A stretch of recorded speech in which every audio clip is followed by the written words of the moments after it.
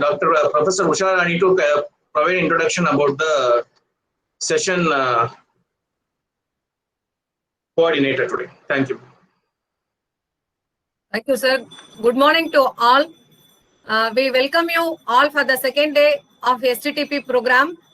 Good morning, Professor Selvam sir and dear participants. Happy Engineers Day. Today is birth anniversary of Bharat Ratna Sir M.E. Vishwesvaraya. Happy Engineers to all. I introduce our today's resource person, eminent speaker, Professor Dr. M.P. Selvam, NIT Trichy. Professor did his BE in EEE, Mananmaniam Sundaranar University, ME Power Systems, Regional Engineering College, Trichy, PhD in Computer Applications in Power Systems, IIT Madras. Is having more than 20 years of experience. Areas of interest: smart grid, power quality, distributed generation, distribution system analysis, power system operation and control, computer applications to power system analysis. Professor is having sponsored research projects, power quality improvement using unified series shunt compensator, value of 13.8 lakhs, sponsoring agency DST in the year 2009-12. Next one, development of microgrid controller integrated with multiple types of renewable sources and loads, lakhs approximately 15 lakhs, sponsoring agency Power Grid Corporation of India Limited. Third one, a novel hybrid energy system for supplying isolated loads with the FPGA based energy management system, value 37.4 lakhs, agency National Institute of Wind Energy. Development of intelligent residential load management system for smart grid environment, value 21.58 lakhs, Ministry of Electronics and Information Technology in the year 2016 to 19. His guided PhD 7. Now I request Professor M.P. Selvam sir to give the brief introduction of inverter topologies for single phase microgrid. I request Professor to take over the session, sir. Thank you, sir.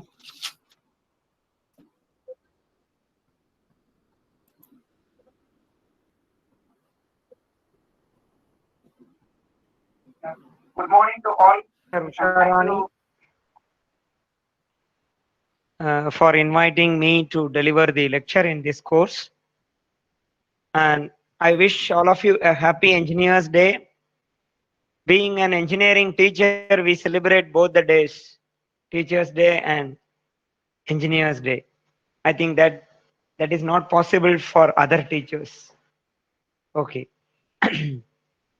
So today's topic is on inverter topologies for the single phase microgrid. I share my slides.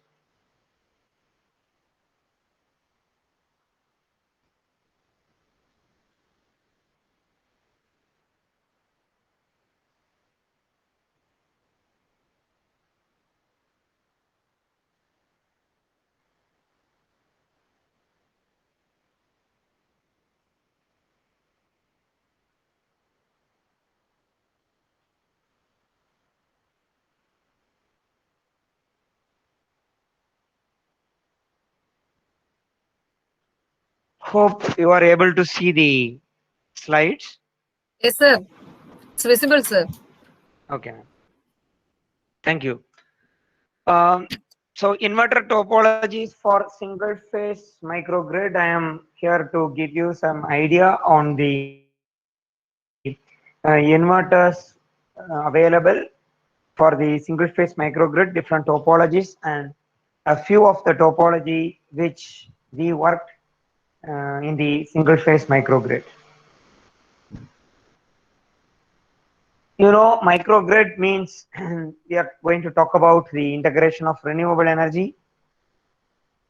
We know there are a lot of renewable energy sources available, including wind, solar, and biomass, biogas, battery, so many things, fuel cells, so many renewable energy sources. But in India, particularly, we are rich with solar and wind. When you consider the microgrid concept, nowadays solar energy is picking up because with respect to India, you will not be able to get wind everywhere at the same time, not throughout the year. So location also matters as well as the time period of the year also matters in terms of wind energy. But solar, almost all the places we get sufficient amount of irradiation. At the same time, per day, 5 to 6 hours, we get good irradiation almost throughout the year except 1 or 2 months. Maybe the rainy season. Other than that, even it is a winter season, during daytime, we get heavy irradiation. So solar-based microgrids are becoming popular nowadays. Not only microgrids, people are talking about mini grid, microgrid, nanogrid, so many words. Mini, micro, and nanogrid. It is something like this. When we talk about networking, we talk LAN, local area network, wide area network, and nowadays people are talking about home area network, personal area network, all those things. The area of coverage decides the the name of the networking, computer networking. Similar to that, whether it is a mini grid or micro grid, grid means it is an integration of sources and loads. Integration of sources and loads. That's all. What is the size? That decides the name.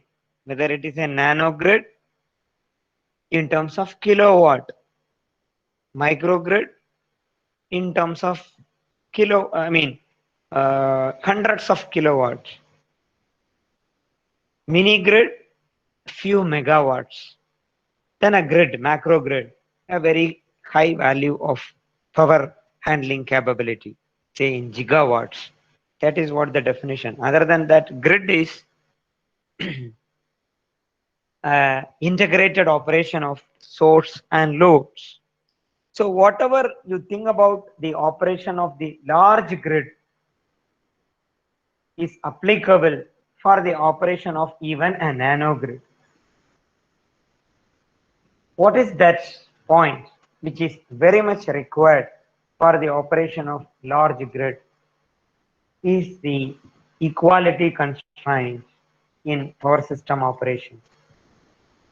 The demand should be met with the generation, or the generation should be equal to the demand. Otherwise, the system will face some difficulty either in terms of frequency or in terms of voltage.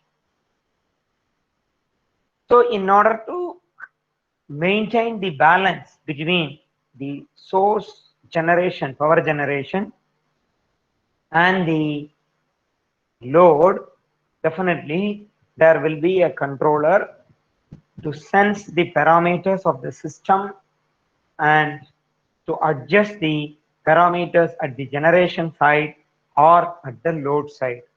That is available in the macro grid, which is called as a control center or load dispatch center. So they do the job of sensing the system frequency, and if there is any deviation, then they will understand that there is a imbalance or unbalance in the real power. If there is a deviation in the voltage, that indicates that there is a unbalance in terms of reactive power generation and reactive power load. Then they will contact the concerned people in the power generation plant to increase the generation or decrease the generation accordingly. It can be either manually or automatically. Other side, if it is a voltage problem, then reactive power injection, reactive power compensation should take care in the case of macrogrid. So this all process are applicable to the nanogrid, microgrid, mini grid, whatever it is. Everywhere you have to maintain the power balance, real power balance, reactive power balance. Okay. So now, what is the problem when you go to the mini grid or micro grid or nano grid compared to the macro grid? In the macro grid, the power generation sources, major sources are thermal power plant or hydro power plant or nuclear power plant, where we involve synchronous machines. Synchronous machines are gift to the power system. Otherwise, you cannot imagine interconnected power system. Synchronous machines are gift because they will be able to provide real and reactive power support to the grid, as well as they can store energy in the form of kinetic energy when they are rotating at synchronous speed. And if there is any disturbance in the system, due to fault or sudden change in load, this transient phenomena can be absorbed by the kinetic energy of the machine, and they can make the system very stable. So synchronous machines are gifted. But when you think about microgrid, they are telling we don't want any thermal power plant, we don't want any hydro power plant. I'm going to depend on solar panel. Solar panel, yes, of course, it is very good technology. It is going to give you power generation without any smoke, without any emission. So it is, we call it as a green energy. But if there is any fault in the grid, that cannot be handled by a solar system. If there is any reactive power requirement, that cannot be handled by a solar system. Then you need an additional support for the solar power plant to cater the needs of the system. There were inverters. Inverters, we are studying from power electronics course in the undergraduates. The first inverter which is introduced to the students are based on thyristor based inverters, but they are not at all used in any of the solar plants.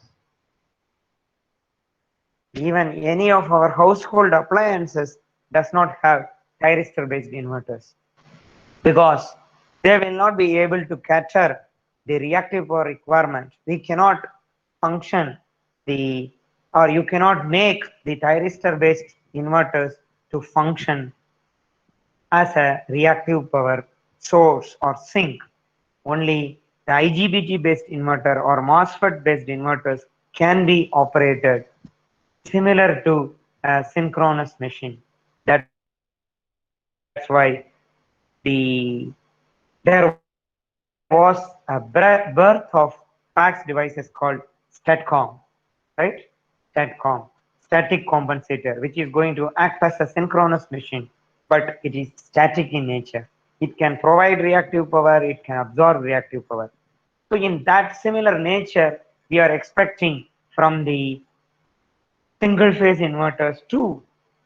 So I need to go for a thyristor based inverter, which will be able to operate similar to a synchronous machine, where I have a prime mover to give me a real power. Here, for the inverter, I have the prime mover, which is the solar panel, or which may be the wind generator, or it can be a biomass generator. Actually, according to me, for an electrical system or a microgrid, solar is not the power source.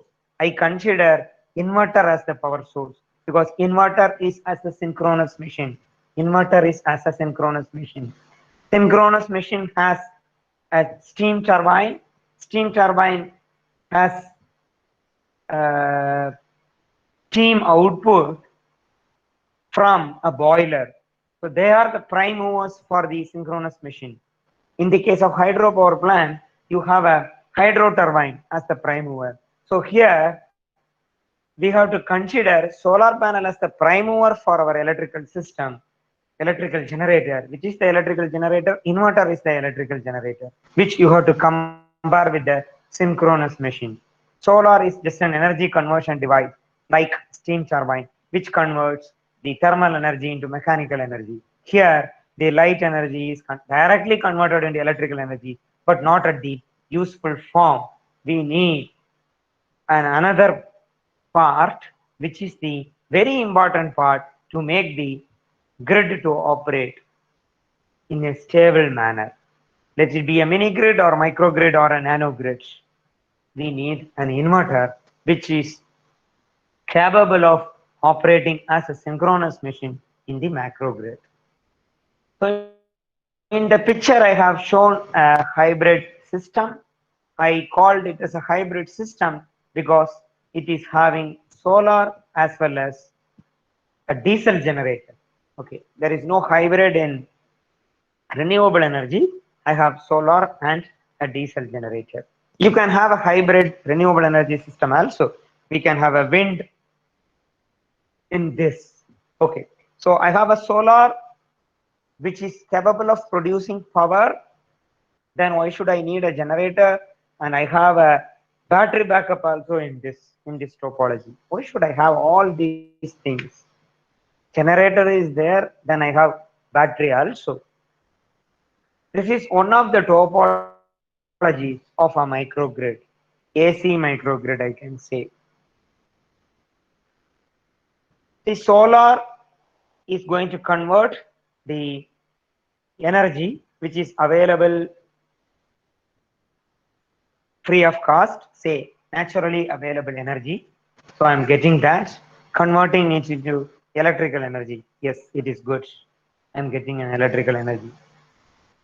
But the electrical energy output from the solar panel is not constant. It is an intermittent one and variable power output I'm going to get, because the power output is proportional to solar irradiation, which is not in my control.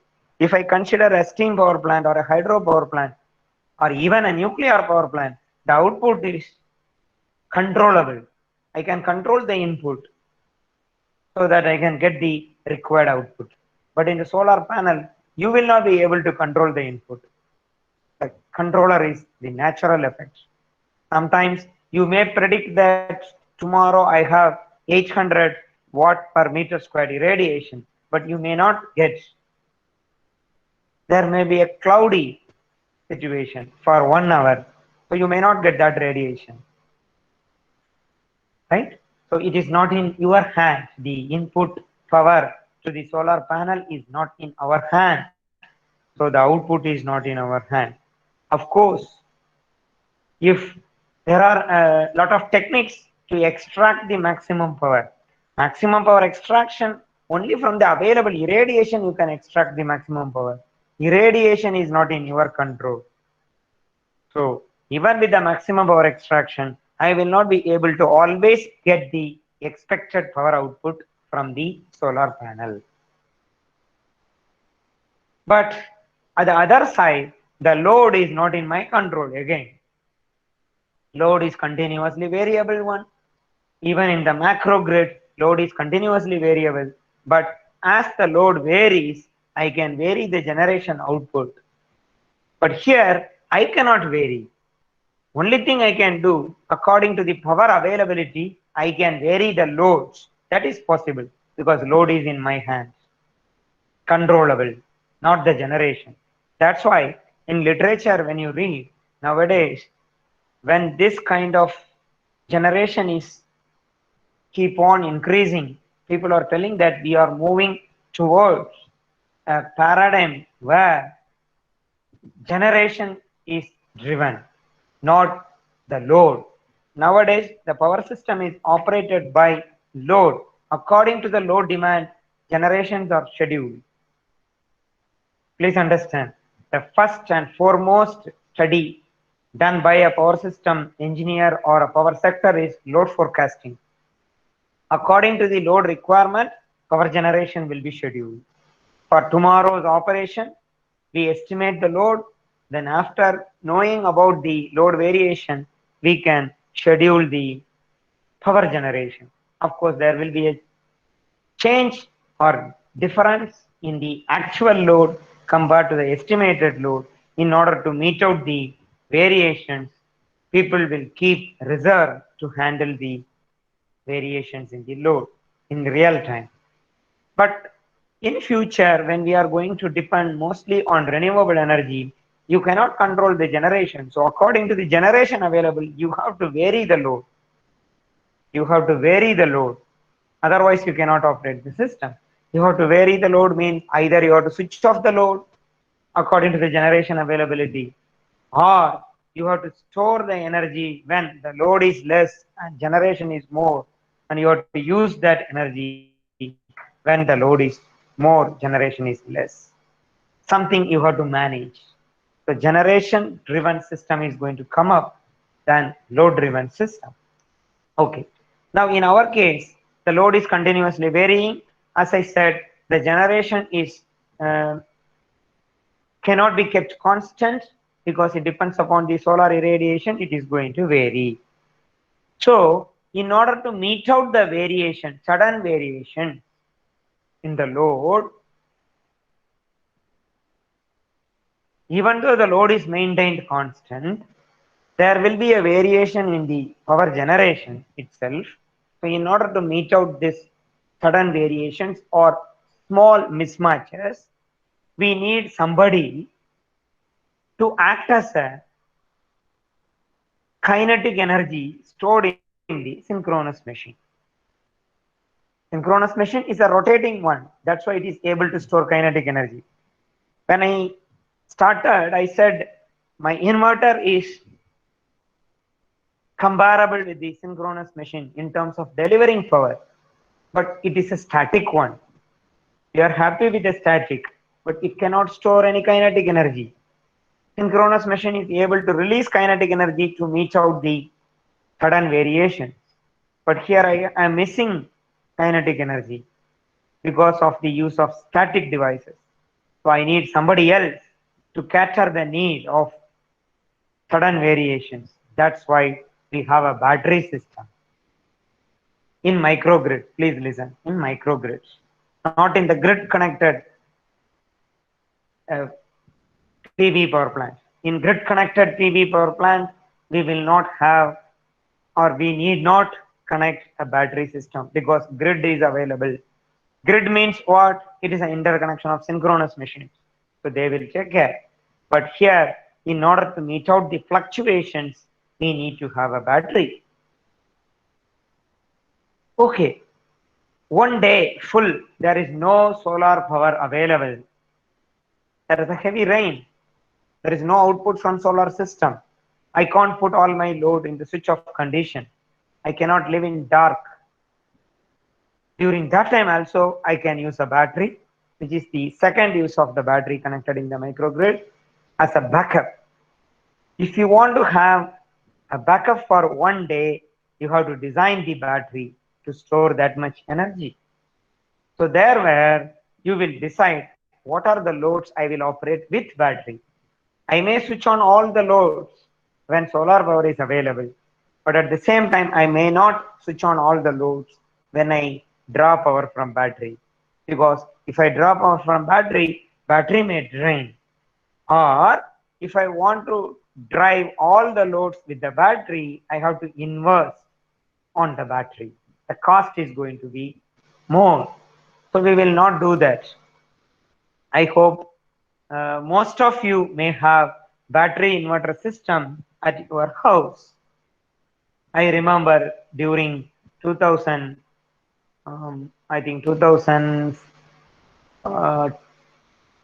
8, 9, during that period, 2007, 8, 9, particularly 8, 9, that time there was a lot of power cut in Tamil Nadu. I think you also remember those days. Maybe if people from Chennai might not have experienced, because Chennai is always protected by the government, so they get 1 or 2 hours power cut. Rest of Tamil Nadu faced 7 hours, 8 hours power cut. Even I live in NIT campus, we faced 8 hours power cut, night 4 hours and daytime 4 hours. It was very difficult to survive. During that time, this home inverter business picked up. Everyone bought inverter battery system, and now also we are maintaining inverter battery in houses even though there is no power cut. But if you look at that, when we started giving connection to the inverter, we will not give all the loads directly. The inverter connection will not be given to all the loads, only essential loads we gave connection. Why? It is because if you want to give an inverter connection for all the loads, the size of the inverter will be very high and the battery size also will be very high. You have to invest more and more money. So in order to avoid that, I will tell, no, I want connection for 2 fan and 2 lights. That's enough. Maybe 1 plug point to charge the mobile phone. Somebody, I want to see television, I will connect TV in that plug point. So we will find out which are the essential loads, which are non-essential loads. According to that, we will design the battery. As well as the size of the inverter also goes down in home inverter. But here, the inverter size cannot be reduced. The inverter has to be sized to the full load, because I will be operating the full load when solar is available. So inverter size will not be reduced, but the sizing of the battery, I am not compelling that everyone should reduce the size of the battery. It depends on your budget. If you want to drive all the loads even with the battery, okay, you can decide. Then people will talk about autonomy of the battery. You can have 1 day autonomy, 2 day autonomy, 3 day autonomy. It means that without solar power, how many days you want to run the full load with battery. That is called as the autonomy. 1 day autonomy means 1 day you can run the load.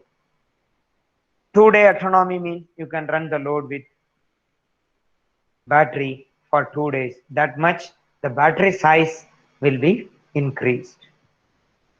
So mostly battery will not be designed with a large size because it involves cost, as well as not only the investment cost, the replacement cost.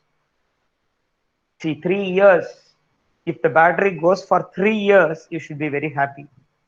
And there are batteries which is designed mainly for this type of solar microgrid.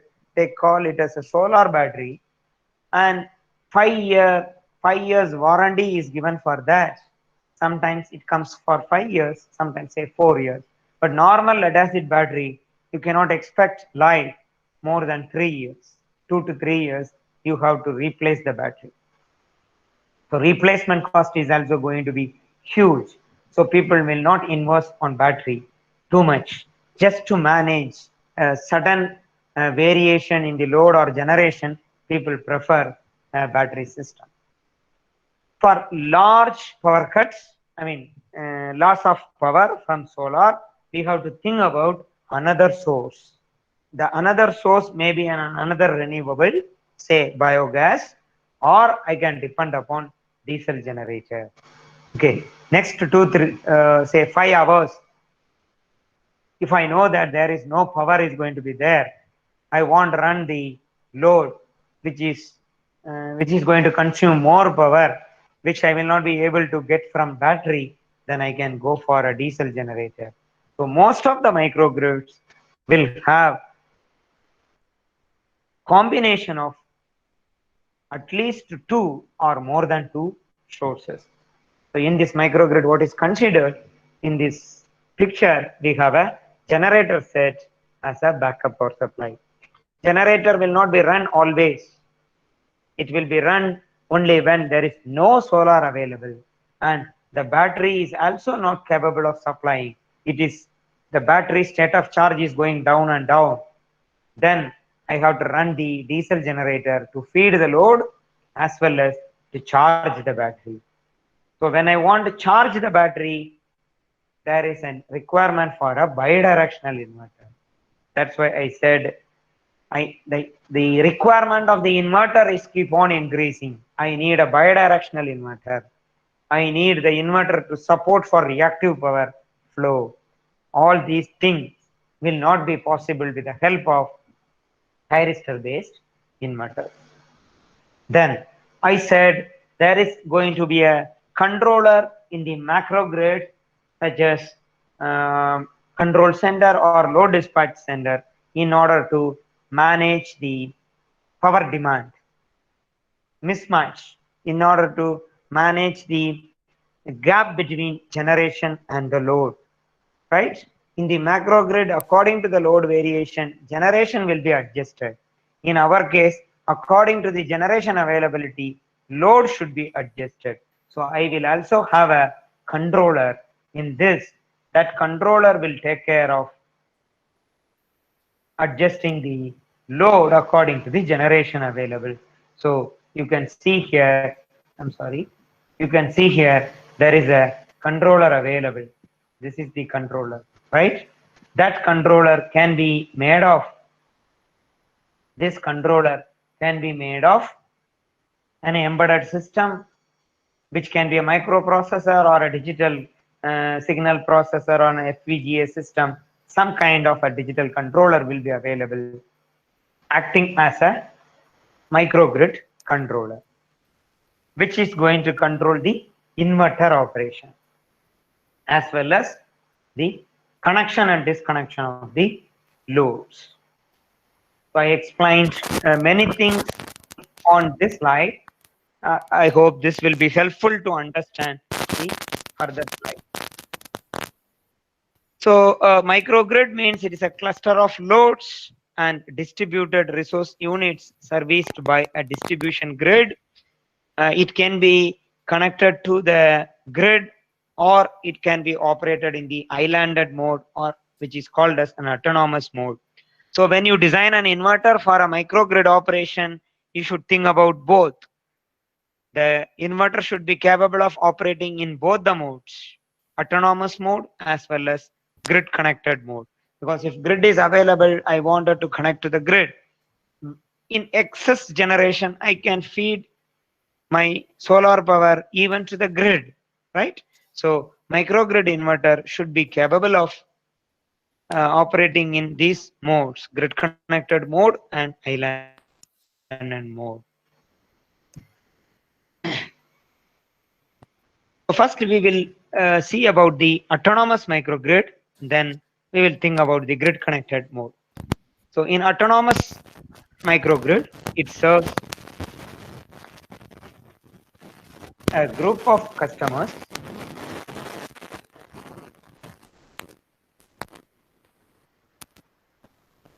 and it possesses a different type of DGs, distributed generators, and we should take more care in synchronization of all these DG units. And hybrid microgrids may perform well comparatively in autonomous mode. This statement is true from, and I think all of you can appreciate from my explanation, this statement is true, because in autonomous mode, we cannot depending on only one source. So we need to go for a hybrid microgrid. When I say hybrid microgrid, it does not indicate that there should be a hybrid renewable energy source. I can have one renewable energy and one diesel generator. That can also be called as a hybrid microgrid. In non-autonomous microgrid, it is connected to the utility. So the utility grid will act as one source, and I can have one or more renewable energy sources. That is not a problem. But the inverter, what we are going to talk, should be capable of connecting or operating in both these modes.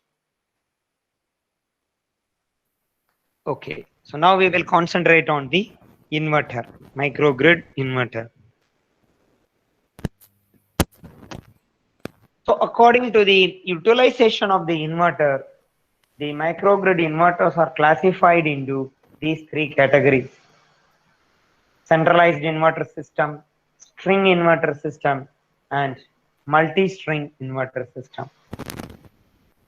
This topology, what you see on this screen, is a centralized inverter system where you will have only one inverter between the DC bus and the load.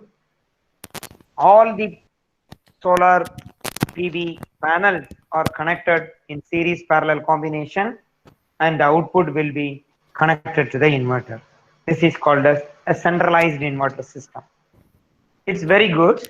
You need not worry about operating or controlling multiple number of inverters. But the problem is, if there is any issue in the inverter, the complete system will be collapsed or complete system will be stopped. See, suppose if you have a thermal generating unit generating 10,000 megawatt as a single unit, and you want to feed total Tamil Nadu, that is good. You can have 10,000 megawatt single plant. But if there is any issue in that power plant, that's all. The complete state should go dark. That's why we have distributed power plants. Even within the power plant, we will not have the whole capacity of the power plant as a single unit. We will have multiple number of units. If a power plant capacity is 3,000 megawatt, at least we will have 500 megawatt generators running in parallel. So this kind of centralized inverter system in a large scale is not advisable even for a microgrid.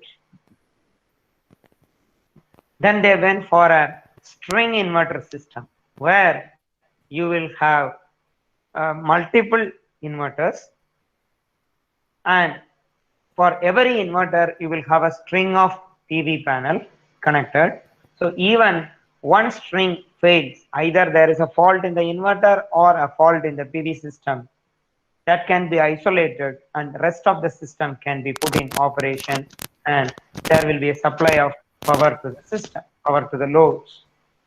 This is called a string inverter system. But the problem is you have to synchronize n number of inverters. If you have 10 strings, all the 10 inverters should be synchronized. As you synchronize synchronous machines.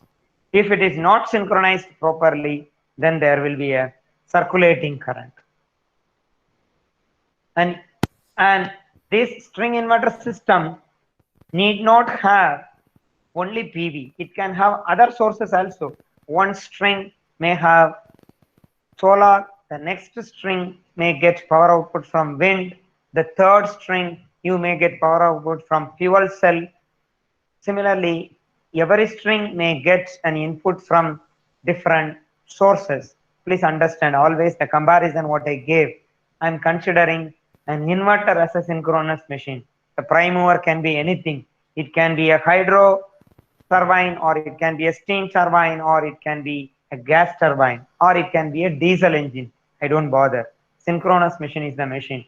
So here also I have an inverter. I have to synchronize all these inverters. Am I right? So when I want to synchronize all these inverters, as we face issues in synchronizing the synchronous machine, here also I have to be very careful in synchronizing all these inverters. The synchronization issue is there. Though this is going to give a lot of advantages during a failure of single inverter, because of the synchronization as well as power mismatch issues, we may face some problem. That's why people moved towards another topology, which is called as multi-string inverter system. So what is this multi-string inverter system? In multi-string inverter system, the system is same as a centralized inverter system. I have only one inverter. If there is a failure in the inverter, yes, definitely, of course, the load is not going to get power supply. But the DC synchronization is done at the DC side. Synchronization is done at the DC side. Or I can connect n number of sources, no problem.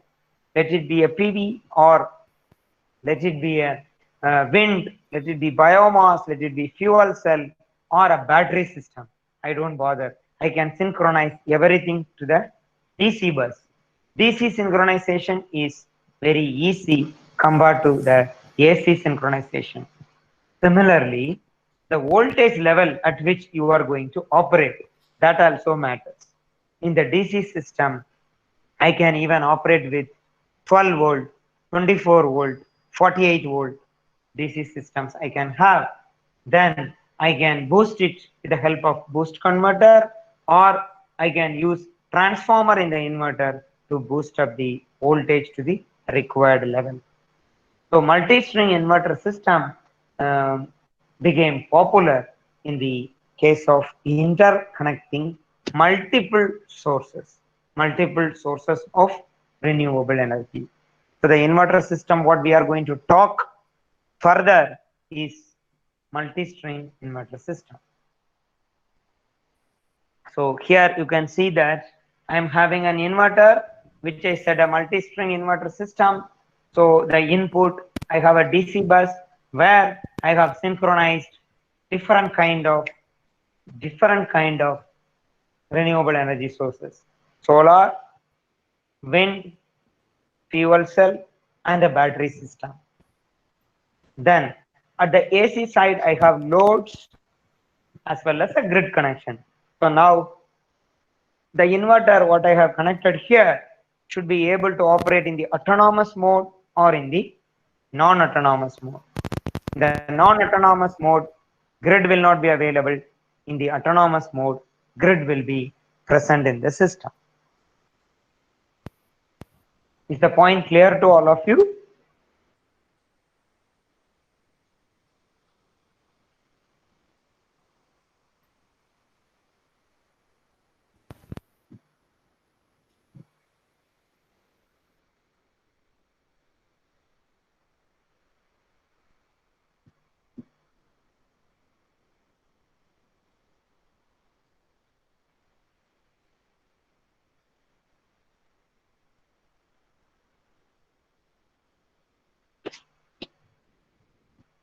One second, I'll take a cup of water and come back.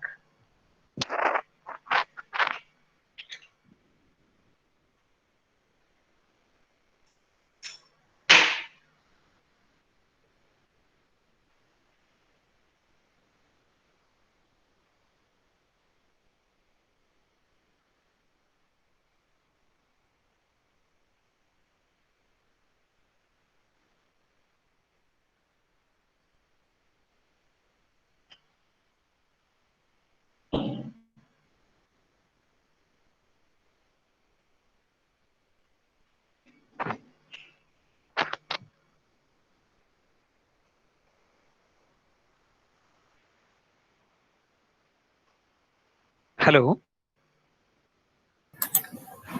Sir, two faculty members have replied in the chat box, sir. It is clear, very nice presentation like that. 3%. Okay, I will go ahead. If there is any clarification at this point I can give. Is there any doubt in the chat box? No doubt, sir. They have mentioned a nice presentation. Clear, sir. Very nice presentation. Yes, sir, like that. Okay, madam, I will go ahead. So one person is asking autonomous mode, sir. What is the doubt? Sanjeev Kumar, sir. Sir, I want to know about the difference between autonomous mode and non-autonomous mode. Yeah. Autonomous mode means there is the renewable energy sources and the inverter is not connected to the main grid. Main grid, what I am saying is the electricity board power supply. See, you can, in this picture you can see there is a sinusoidal source. Okay, sir.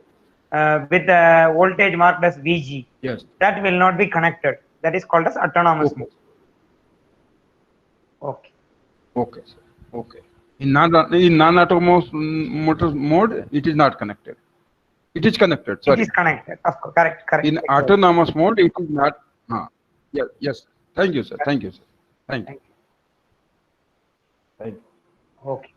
So now our study is going to be on this side, inverter. I marked here as zone of study. We are going to talk this. Different inverter topologies. So when I select the inverter for a microgrid system, there are different kind of inverters based on line frequency transformer coupling. Okay. The inverters based on line frequency transformer. What does it mean? That inverter is having a transformer. The transformer works with line frequency. What is line frequency? Line frequency is our supply frequency, say 50 Hz. So transformer with line frequency coupling. This guarantees a galvanic isolation between the input DC and the grid. It prevents DC current injection. Because I have a transformer, primary and secondary, which works with 50 Hz frequency, any DC current injection due to any fault in the DC side, which may flow through the primary, but it will not induce any EMF in the secondary, so that I will not have any DC current injection in the grid or in the load. That's why it is called as a galvanic isolation. Transformer is always going to give a better electrical isolation. So this topology is going to give a good isolation between our DC side and the grid or AC loads. At the same time, since I use a 50 Hz transformer, the inverter will become bulky. The inverter will become bulky.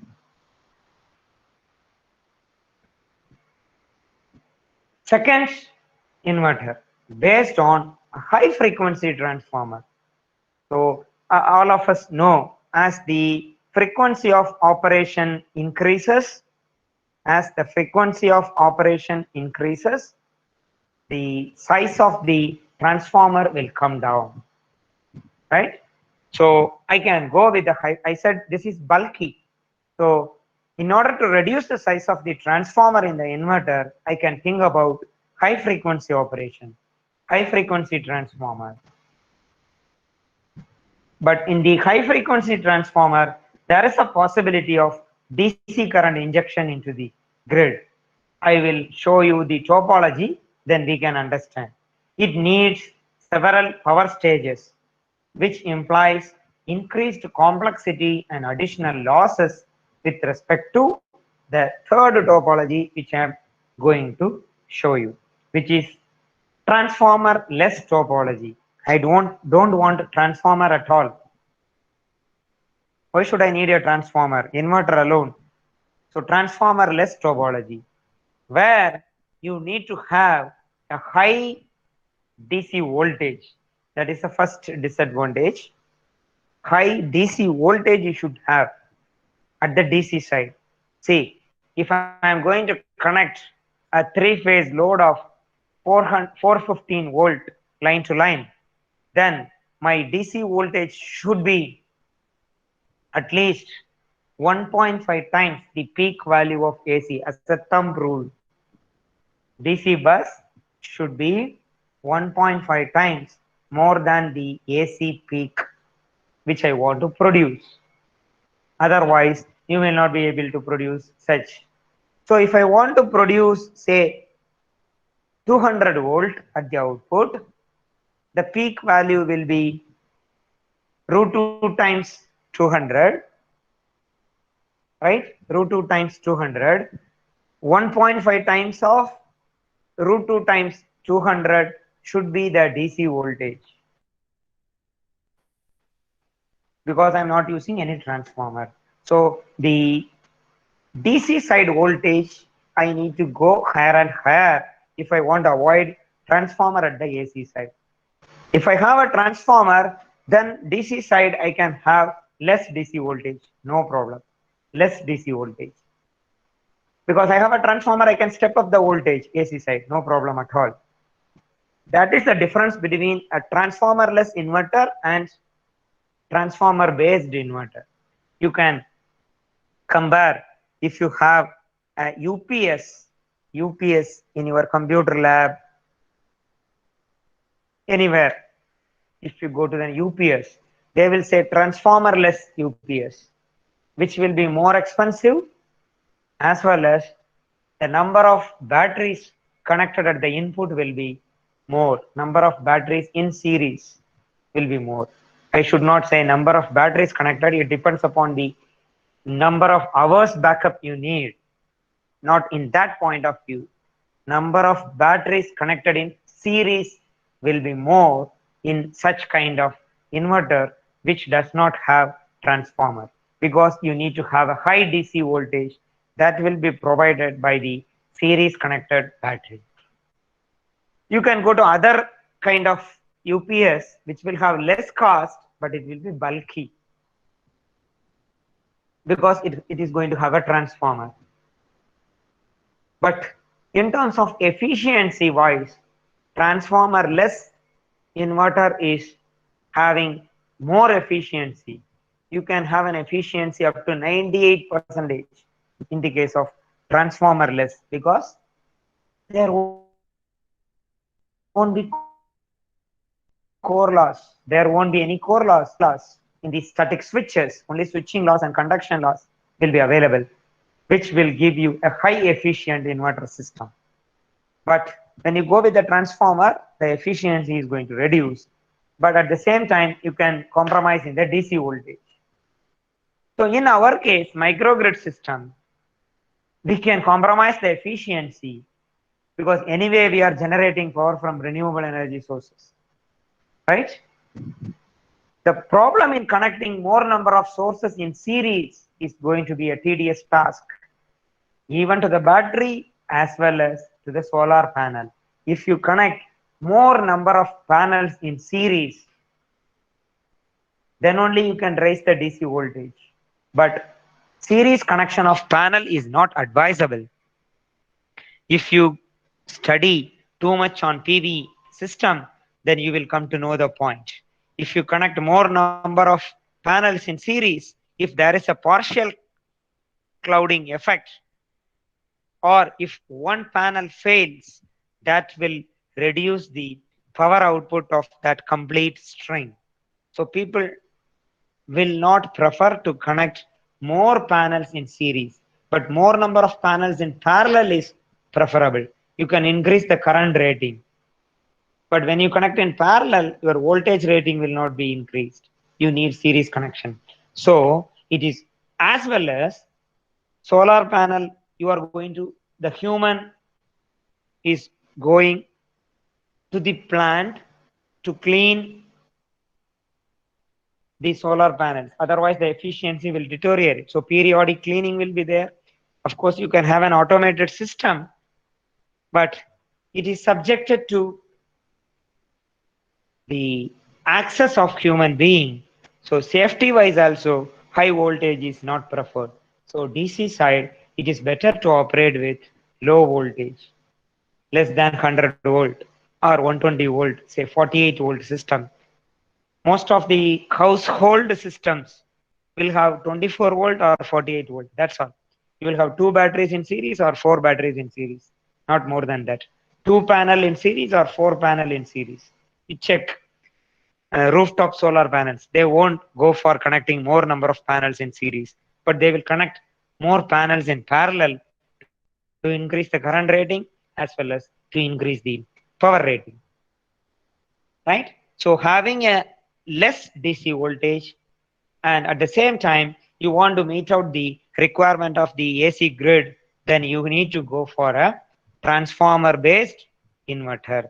You need to go for a transformer based inverter. In the transformer based inverter, are you going to have line frequency transformer or high frequency transformer? That is the question.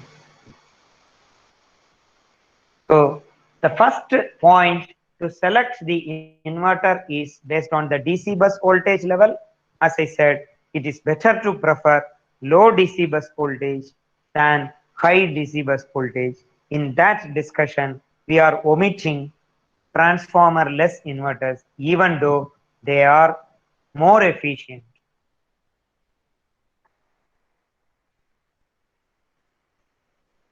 So this discussion I finished. So other thing, we are going for in the transformer based inverter, whether to go with line frequency or high frequency. Line frequency or high frequency. So here I am going to show you different topologies. So first topology, a low voltage DC, and which I am converting into high voltage DC using a high frequency transformer, then converting into high voltage AC using an inverter. This is, there is some problem in the hyperlink. Just a minute.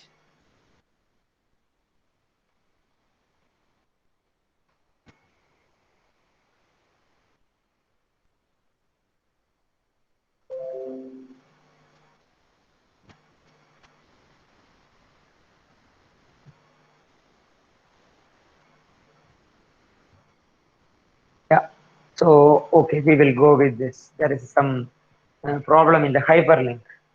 So this is this configuration, low voltage DC, which I can convert into high voltage DC with the help of push-pull converter. So if you are good at DC-DC converters, you will be able to understand. I used to say I'm not good in DC-DC converters. I work in power system, so I know some good concepts of inverter, particularly voltage source inverters, because they are grid interactive.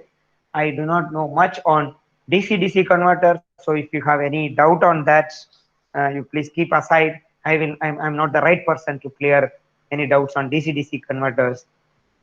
In this topology, you can convert a low voltage DC into high voltage DC with the help of this push-pull converter. So here I will get a high voltage DC. That again with a normal inverter, H bridge inverter, I will be able to convert into a square waveform. Then after filtering, I will get a sinusoidal waveform which can be connected to the grid. So I involve these many power stages and a high frequency transformer. And the second topology, low voltage DC, which will be converted into high voltage, high frequency AC, that will be converted into high voltage fundamental frequency AC using AC-AC converter. Here also multiple stages are involved. I'm having a low voltage DC, which is converted into high voltage, high frequency AC by operating these switches at very high frequency. So the transformer used here is a high frequency transformer. Then this output of high frequency AC will be converted into fundamental frequency AC with the help of matrix converter. This is another topology, which will also work very well. But only thing, we are going to spend more money on the converters. I need a DC-DC converter. Then this, I'm talking all these things are after the DC bus. The DC source, what I am connecting is not wind. It is not solar PV. It is not a battery. It is the DC bus. After the DC bus, I need all these things. Please always remember the diagram what I have shown. I have shown this. The dotted line is zone of my study. I am not talking all these things. It also involves so many DC-DC converters. That is necessary because you want to implement maximum power point tracking. So every source will need a DC-DC converter to track its maximum power. Otherwise, you cannot track. With this single inverter, you cannot track the maximum power of all the renewable energy sources. I can have wind and I can have solar parallelly. So I need to have individual DC-DC converter.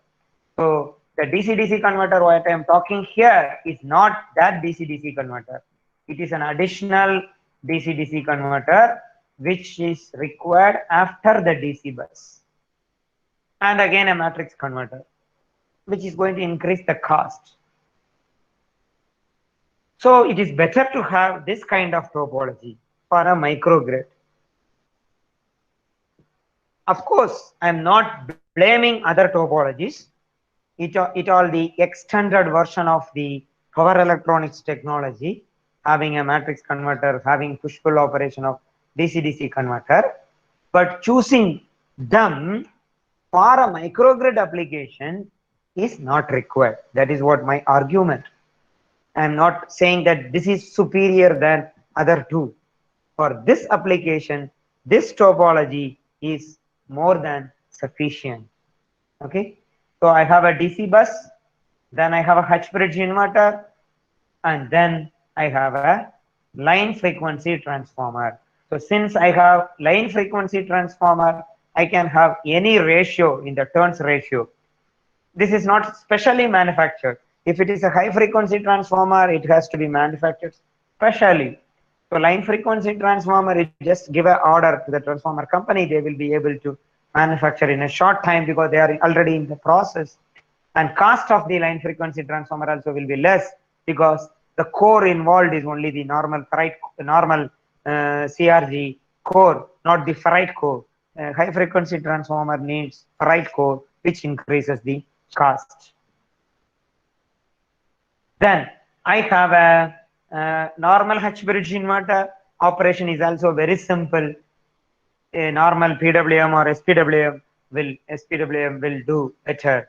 So for microgrid topology, this is more than sufficient. I can have low voltage DC bus. Only problem here is I have to design these filters L and C so that I produce a sinusoidal voltage from this inverter. Nowadays, lot of switching techniques are available. We are gifted with a lot of power electronic engineers who are producing different switching schemes, say PWM, SPWM, space vector PWM, selected harmonic elimination PWM, which is called SHE PWM. So many PWM techniques are available. Kindly excuse me, I'm getting one important call. 1 second.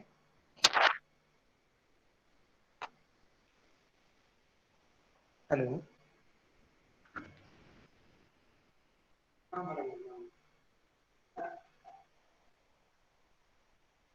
Madam, can I or Madhyam meeting again? Or maybe around 2:30.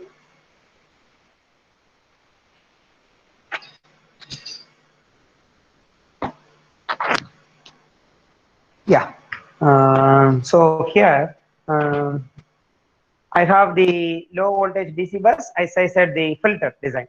So of course, we are gifted with a lot of power electronic switching schemes. We can reduce the lower order harmonics. Only higher order harmonics should be eliminated by this filter. So the size of the filter also will come down. No problem. But I am going to give you a topology which does not require any filter like this. Okay, so please understand, I want to summarize the points what I have concentrated, then before moving to the next topology. The first point I talked that we are dealing with microgrids now, which involves combination of renewable energy sources. The microgrid should have an inverter because I want to connect to the AC loads. The inverter should be capable of operating in autonomous and non-autonomous mode of operation. So it should have a controller definitely. At any point of time, if grid is available, I have to switch over to the grid connected mode. If grid is not available, I have to operate in the off-grid mode. When I operate in the off-grid mode, I do not have much inertia in the system. So I need to control the loads according to the power generation availability. So the controller should take care of generation demand gap. It should maintain. This is what our requirement. Then when we talk about the inverter, we have different topologies like multi-string inverter, string inverter, centralized inverter. Then we have chosen multi-string inverter scheme because I can connect any number of renewable energy sources. At the DC bus, I can synchronize. AC synchronization is going to be little tedious. I can synchronize in the DC side. I have selected multi-string inverter system. So in the multi-string inverter system, I am going to use one inverter. That inverter can have different topologies. So which topology I will select? I have to think about the safety. I have to think about the size of the DC bus. I need to think about the economy. I mean, how much money I can invest.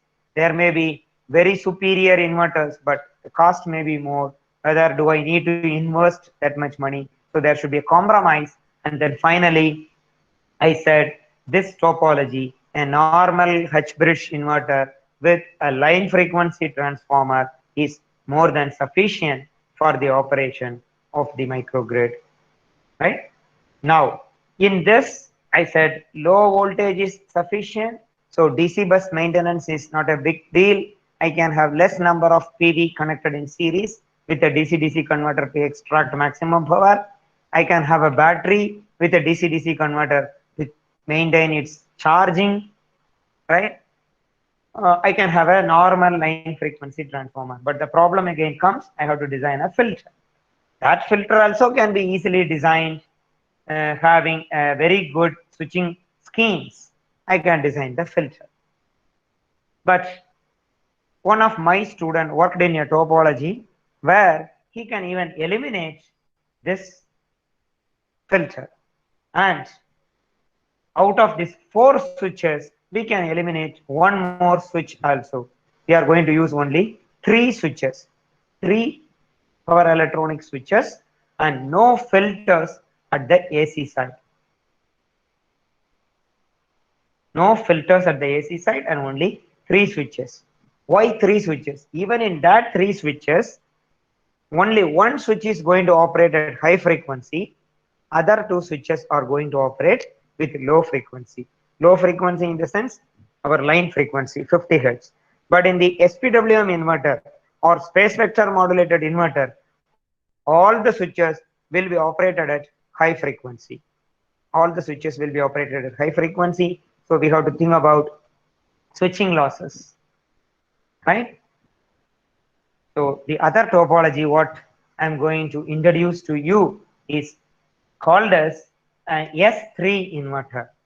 S3 inverter, which we named as S3 inverter. Okay, because during that time I was using a Samsung phone, S4 Samsung phone. Then we thought, okay, in the same name we will follow.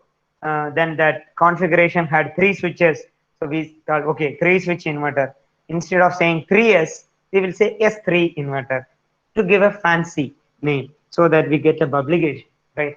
Publication requires some fancy on that, so we introduced S3 inverter. But it is based on a line frequency transformer that we cannot avoid. So this is the topology, which is based on the line frequency transformer. Yeah. So since it has 3 switches, as I said, 1, 2, 3, 3 switches. That's why it is called as S3 inverter, and a transformer. But the transformer is not a normal transformer. It is a transformer, but it is having a center tap. Center tap transformer is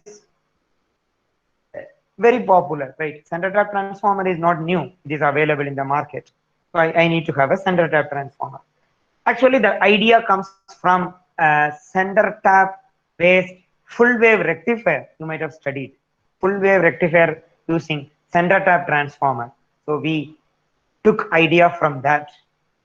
As well as there was a topology to produce an off rectified sine wave with high frequency switch available in the literature, which was introduced by Professor Sen very long back. So we used that idea and we used the full wave rectifier with center tap transformer, that topology, and we merged that. That's all. We got this inverter, right? So only the merging idea is ours. Other than that, it was available. So here I have a DC source, which may be the DC bus, and I have a high frequency switch, and I have a diode, one inductor, and a capacitor. So can any one of you tell me what is this topology? Forget about all these things. A DC source, one switch, a diode, inductor, and a capacitor. What is this?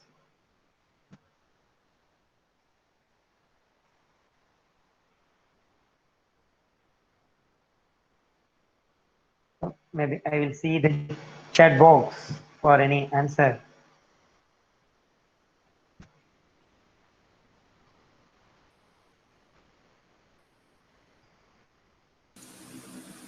It's a boost converter. It's a boost converter. No, you are very close, but not boost. It's a buck converter. There are so many answers. Ravi Kumar, Anand Nagarajan. Yeah, it's a good answer. It's a buck converter. Boost converter will have an inductor first. You will store energy into the inductor. The next cycle, you will release the energy from the inductor along with the voltage available in the source. So it is a buck converter topology. Okay, so this is not new. Buck converter is not new. It is available in the normal book. Only thing, buck converter we used to operate a different duty cycle and to get a DC voltage. But there is a paper by Professor Sen.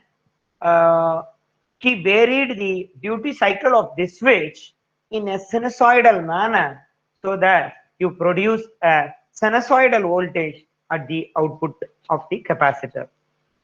Right? You vary this duty cycle in a sinusoidal fashion.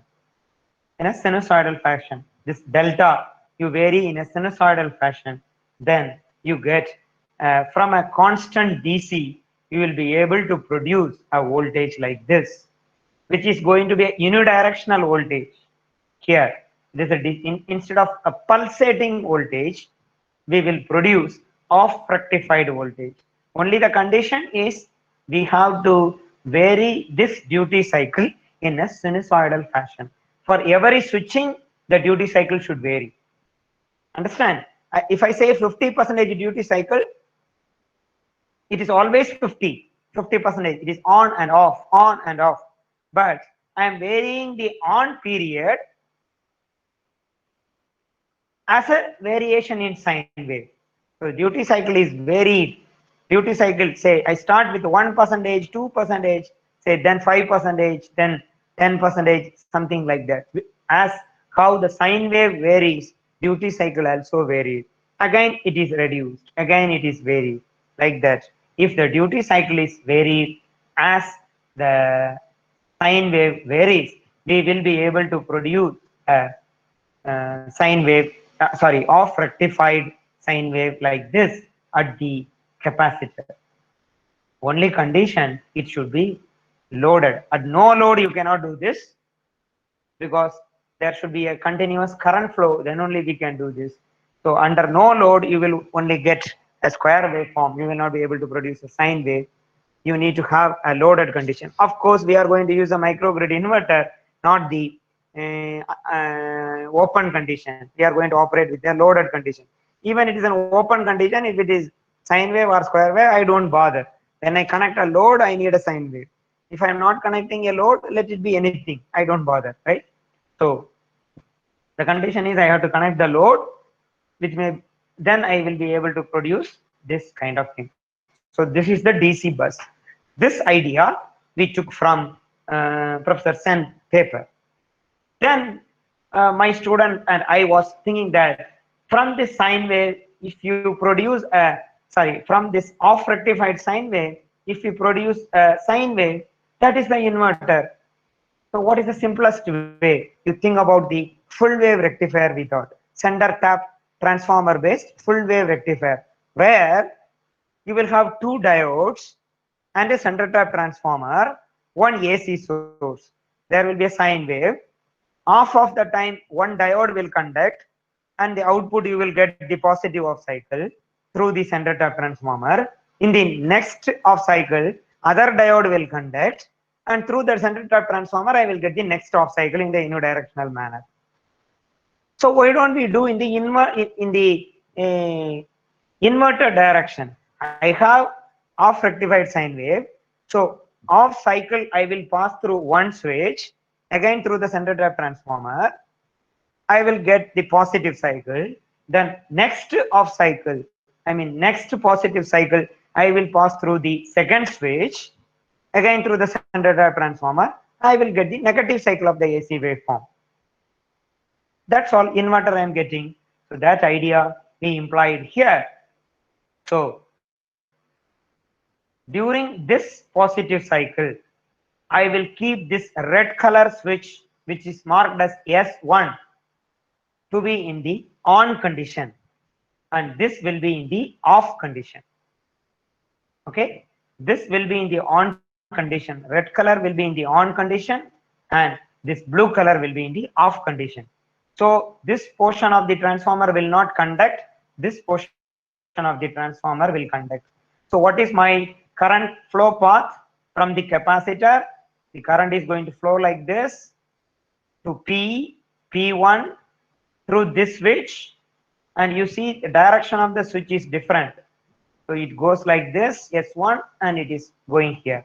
So my AC cycle, from the capacitor, it starts, it is going through this, and it is connected to the negative terminal of the capacitor. Simultaneously, this switch will be operating at high frequency. But you look at this switch is going to operate only with the 50 Hertz. So this is low frequency operation, this is high frequency operation. So I get this off cycle. After pi degree, or say in terms of 50 Hertz, 0.01 seconds, I will switch off this, I will switch on this. Then I will get the next off cycle. So red color is off, blue color is on. Now again, from this will become positive, this will become negative, and there is a conduction. So this voltage, which is appearing as positive off cycle, will appear as negative off cycle in this transformer winding. So whatever is appearing here will be appearing in the secondary, because this does not have any voltage induced. Whatever is available here will be available here. Of course, due to this, there will be a voltage induction in this. This voltage will appear across this switch. This switch is in the off condition. So it should have a withstanding capability equal to this voltage. But this is off of this, or it is equivalent to this DC voltage. So whatever the DC voltage I have, that withstanding capability is sufficient. That is going to appear across this, not more than that.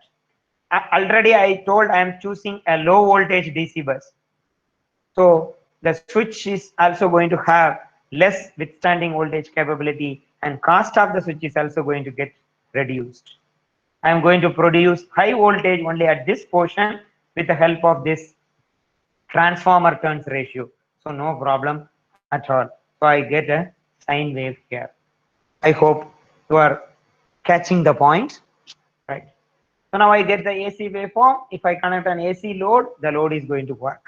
So the DC bus is there. Now I can connect solar or wind or whatever it is I can connect here. I will be able to get the AC voltage at this operating point.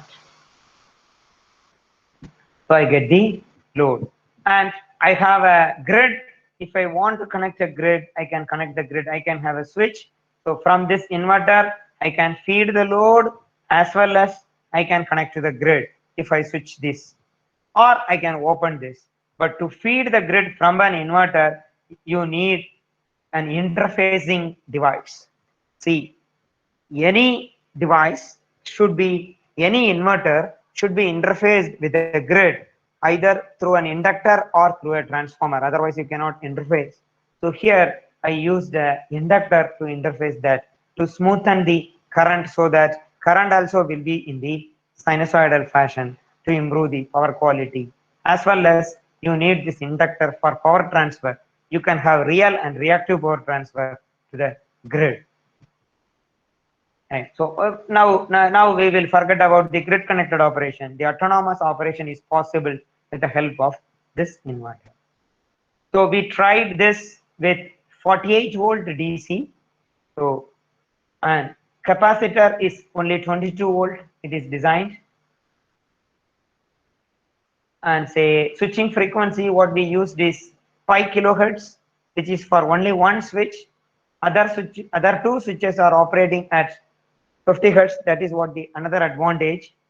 And LC parameters are designed for the buck converter, where straight away the design equations are available. You can easily design the buck converter parameters, and those equations are available in this book. You can see here I have given the reference. Again the question comes, how do I generate the firing pulse for this? Right, I need to give switching pulses, one high frequency and two low frequency. The low frequency should follow the grid if grid is connected. Otherwise, it should be a 50 hertz. But it is very low frequency. I need not go for a high frequency. So I need not go for any device which is capable of producing this high frequency switching. We used very simple simple switching pulse generation technique. We use simply op-amp amplifiers. That's all.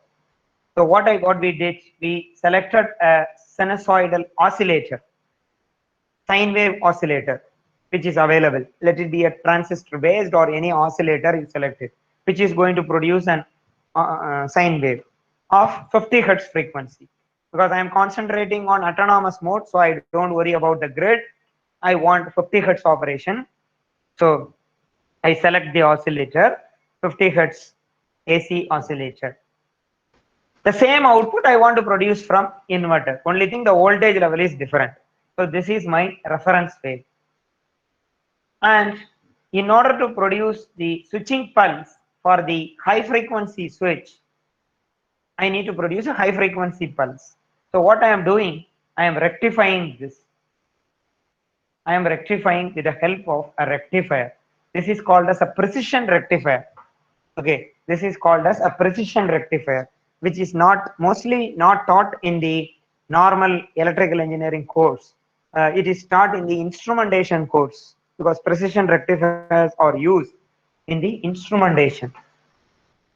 So this precision rectifier is selected, which will have less drop in the voltage. See, normal rectifier, if you use, you will have a diode drop, this cut-in voltage drop. This can be avoided in the precision rectifier.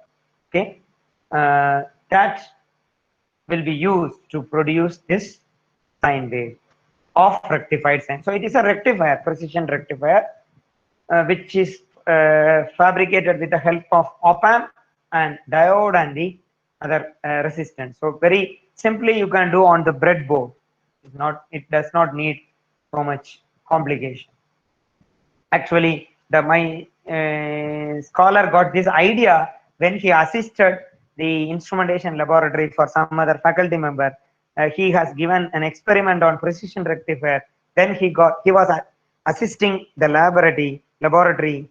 During the assistantship, he got that idea. Sir, why don't we use precision rectifier for this? It worked very well. So the precision rectifier is given here, and this is connected to the comparator. So in the comparator, again one triangular wave generator, which can be constructed with the help of again op-amp. You can generate a triangular wave, or you can use 555 IC to generate a triangular wave, which we have studied in linear integrated circuits. So that can be used here to generate the triangular wave. This triangular wave and this off rectified sine wave can be compared. Not off rectified, I'm sorry, fully rectified. Okay, fully rectified wave can be come back to produce this high frequency pulse. So you will get high frequency pulses that you give it to the high frequency switch. Other side, I want a switch which is going to produce a switching pulse. I want at the 50 hertz. So that is very simple. You take this sinusoidal, you use a zero crossing detector. So zero crossing detector will produce a square wave every time the sine wave crosses the zero.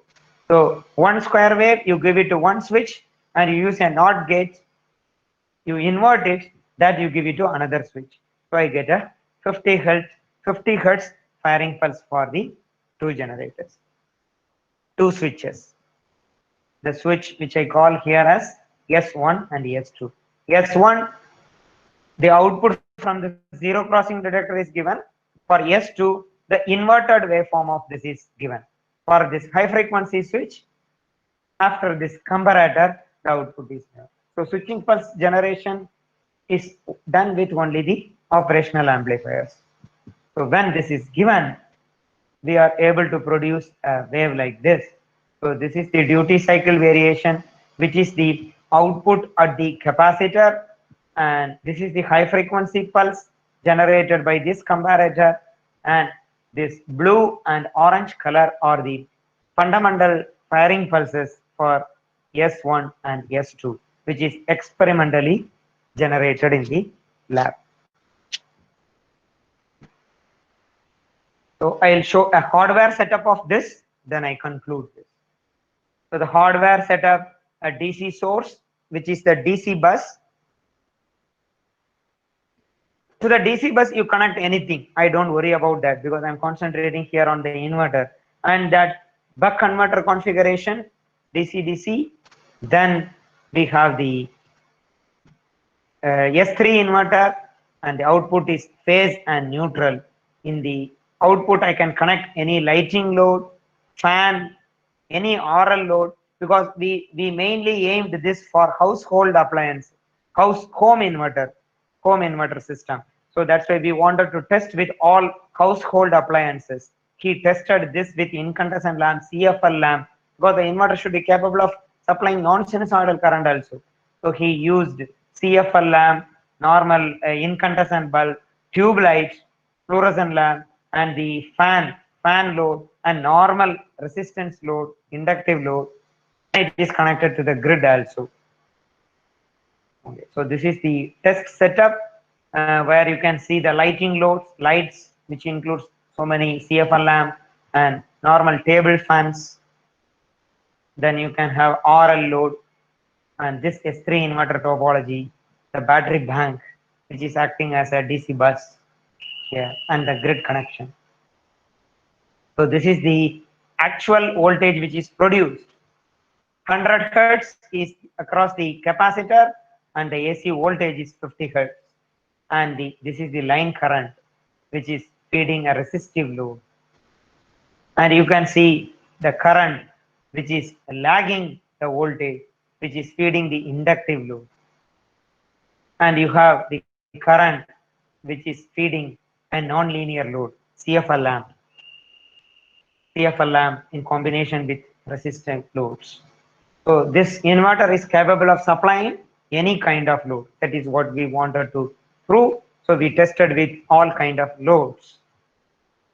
And in order to test the time response, a load is switched from 1.5 ampere to 2.3 ampere resistive load.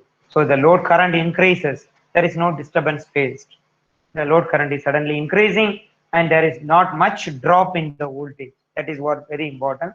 Not much drop in the voltage. Of course, if you keep on increasing the current, definitely there will be a drop because we are using a transformer at the output. So there will be a impedance drop, which will not occur in transformerless topology. Here, anyway, we can design the rating. Say 5 ampere inverter, I can design a transformer which will give better regulation for up to 5 ampere. If it is 10 ampere inverter, I can design a transformer which gives better regulation up to 10 ampere. That's all. So it is not a big deal. And these are the snapshots with harmonic spectrum and the voltage, power factor, everything. I see here, very low power factor you are seeing, 0.5. Low power factor load. Both inductive and capacitive low power factor load. The inverter is capable of feeding. As well as this can be used with the inverter grid connected operation. Only thing, for the grid connected operation, we have to replace the sinusoidal oscillator with the help of the grid voltage, because I have to synchronize with the grid. So I cannot generate my own sine wave. I have to synchronize with the grid. So I can go with the grid as a AC source. All other circuit remains same. There is no change at all. This phase shifting circuit is used if I want to control any real power. I can control it. Otherwise, if I don't want to control any real power, whatever is available, I want to feed it, then no problem. I can avoid this phase shifting circuit. There is also simple op-amp we use to do this. So you can see here grid connected operation, and the power factor is maintained at 1, so that power quality is ensured. We are not drawing any reactive power from the grid. We are not injecting any reactive power in the grid. If you want to do, that is also possible, but it is not done in this. Okay, so I stop at this point due to the time limit, and I will go to the one slide which I would like to show you is the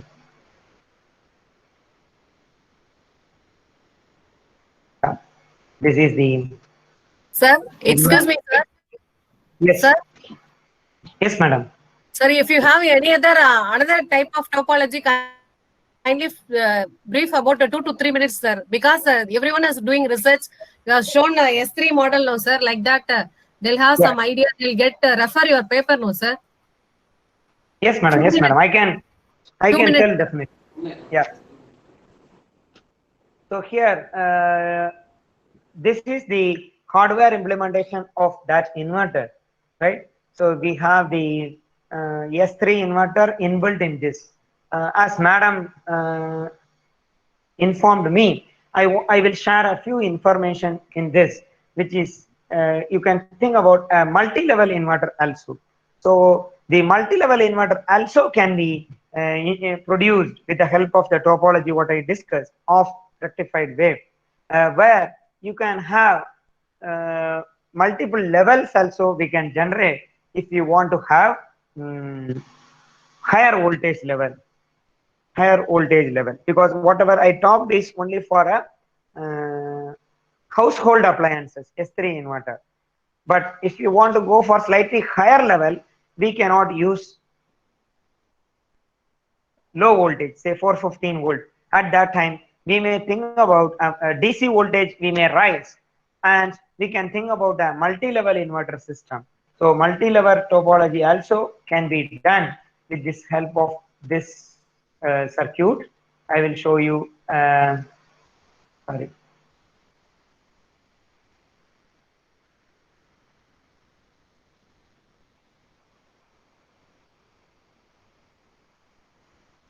In the same topology, instead of S3 inverter, you connect the normal H-bridge inverter, and this switch can be operated in a level based, because I said the duty cycle can be varied.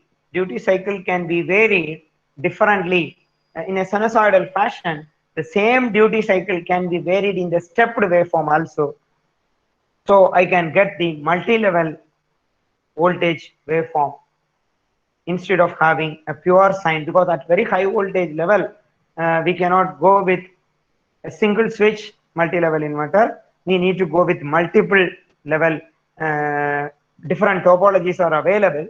Each and every topology has its own disadvantages. So to eradicate the requirement of the filter at the AC side, we can go with a multi-level inverter with this topology also. You cannot use this for very high voltages, damn sure. If I go for 33 kV in kilovolt level, we cannot use, but with grid level, say 415 volt, that level we can design this inverter as even a multi-level inverter. Only thing, the switching voltage, switching pulses what you generate should be in the case of pulsed waveform. One advantage what I can quote here is, since I am able to vary the duty cycle in proportional to sine, here I can vary the duty cycle again proportional to sine, so that all the levels are not having equal size. That will exactly match the sine wave, so that the harmonic distortion will be less compared to the normal multi-level inverters.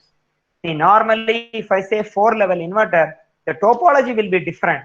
They will reduce the number of switches, they will reduce the number of capacitor used. Finally, the level, the output waveform, 4-level means all the waveform will look similar and the THD will be same. But here, when we talk about 4-level, the level you can see here, the height of each level is different. So by making this, you are making your square waveform very approximate to sine wave, so that the THD will be improved. Of course, this also can be done in the normal topologies, where you need sources with multiple voltage. In order to have different height at each level, you need sources with different level. But here we are using a single source, only we are playing with the duty cycle variation, right? We get different level. That's why in this topology, the harmonic distortion is reduced. Only problem is, as I said, this multi-level inverter cannot go for a very high voltage, because if you go with a very high voltage, the cost of the switch will become, cost of this switch, yes, will become more, or you need to have multiple switches in series. So more switches in series will not be much advantageous. So this topology also you can refer in IEEE transactions on power electronics, which was published in 2014. You can refer, and the S3 inverter you can refer in IEEE transactions on industrial electronics. So I stop at this point by showing the hardware, what is implemented. So it is very small in size, which is portable. Actually, we can carry within for a house, like looks like a residential inverter what we use. This combines both MLI, multi-level inverter, and S3 inverter, because he wanted to have on the same table for demonstration. If you consider only S3 inverter, it is going to be only of this size. That's all. This is an S3 inverter. So which can be commercialized. We have applied for the patent, which is pending now. So I will be able to take any queries in this, and I would like to thank my students, Dr. Dastagiri Reddy and Venkatraman. Though I am from the power system background, these two students made me to learn power electronics by guiding them. Dastagiri Reddy is the person who did this S3 inverter and MLI inverter. He took only 3 years time period to complete his PhD with these two IEEE transactions. And at present, he is working as a faculty member in NIT Surathkal. I thank Dr. Dastagiri Reddy, and Dr. Venkatraman is another scholar who worked with extension of this work, which I have not presented here now. Without their hard work, I will not be able to explain you in this details. Thank you. Thank you for your patient listening. And if you have any queries, one or two, I will be able to take up now. And later, if you have anything, you can even mail me to my mail ID. Sir, excuse me, sir. Yes. Sir, Mr. Mahanta Gaud Patil has asked one question, sir. Yeah. Which controller is used in hybrid microgrid and what is the design? Which controller is used? To control the inverter or to control the loads? Sir, he has not Hello? asked. Hello, sir. Yeah. Inverter, sir. Controlling the inverter. For load, Controlling demand. the S3 inverter, we used only the simple control. That's all. There is no other controller used. But when we implemented it as a microgrid having multiple sources and multiple loads, we wanted to have an energy management system to meet out the generation load demand. So there we went with a digital controller because we need to write a sophisticated algorithm to manage the load and generation, as well as we wanted to monitor the parameters. So we employed an FPGA based controller for that. Okay. Thank you, sir. Participants, any other questions? Is there any other questions from the participants? Thank you, Professor Dr. MP Selvam, sir, for your valuable presentation in the inverter topologies, especially S3. You have explained briefly about only 3 switches. One is high frequency, another 2 low frequency.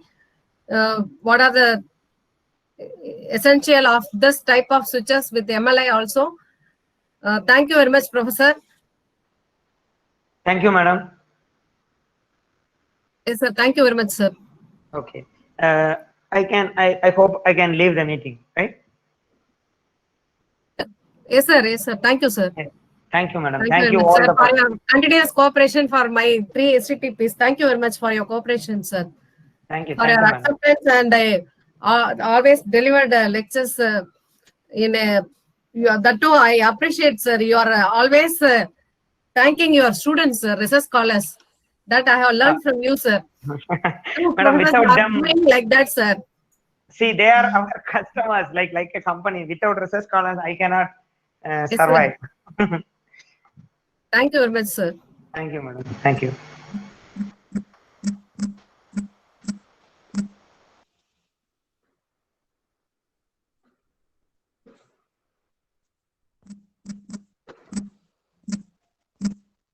Sir, Sai Kumar, sir. Tell me, madam. Someone was putting link not working. Kindly verify whether she has entered now.